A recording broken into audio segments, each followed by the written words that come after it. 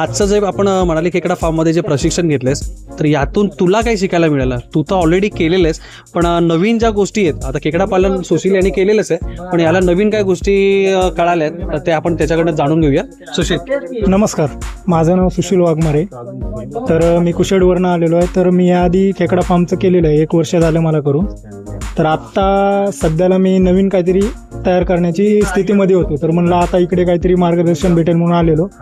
खूप चांगल्या प्रमाणे सरांनी मार्गदर्शन केलेलं आहे. रोगराई त्यांची कोणते रोग होतात, त्यावर उपचार काय केले पाहिजे, पाणी कसं चेंज केलं पाहिजे, कधी केलं पाहिजे, TDS किती बघितलं पाहिजे, TDS किती आहे, कितीपर्यंत असलं पाहिजे, कितीपर्यंत नसलं पाहिजे, ह्या गोष्टीबद्दल सरांनी चांगल्या प्रमाणे मला मार्गदर्शन केलेलं आहे. आणि त्यामधून भरपूर काही मी शिकलेलो आहे. आणि मी एवढंच बोलतो की यापुढेही कधी सरांकडे आलो तर आणि काही नवीन मार्गदर्शन आणि त्यांच्याकडनं भेटावी अशी अपेक्षा आहे माझी. नक्की नक्की तेवढा तर मी सपोर्ट करेन. जे खेकडा पालनमध्ये जी चूक तू केलीस किंवा ज्या गोष्टी तुला नवीन कळल्यात, इतर शेतकऱ्यांना काय सांगशील की हा जो आपण खेकडा पालन करतोय तो डायरेक्ट करावा लागेल की त्याचं प्रशिक्षण घेऊनच करावं लागेल? ते एक गोष्ट नाही. डायरेक्ट करणं खूप कठीण आहे. डायरेक्ट केलात तर तुम्ही फसले जाल. कारण मी एक वेळेस जेव्हा स्टार्टअप केलेलं त्यावेळेस मी फसलेलो.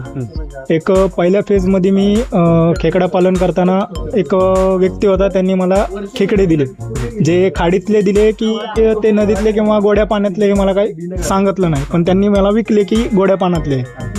पण त्यावेळेस ती खेकडे पाण्यामध्ये टाकल्यानंतर मेली. हे सरांना पण ते विचारलं, सरांनी पण मला सांगितलं, त्याबद्दल मार्गदर्शन दिलं की ते जगतील, कसे जगतील, त्यासाठी काय करावं लागेल, त्यासाठी कोणते कोणते उपाय आहेत की ते त्याची पण वेगळी पद्धत आहे, हे पण त्यांनी सांगितलं. बऱ्यापैकी मला खूप चांगल्या पद्धतीने मला त्यांनी शिकवलं आणि मार्गदर्शन दिलं. त्याबद्दल मी त्यांचे आभारी आहे.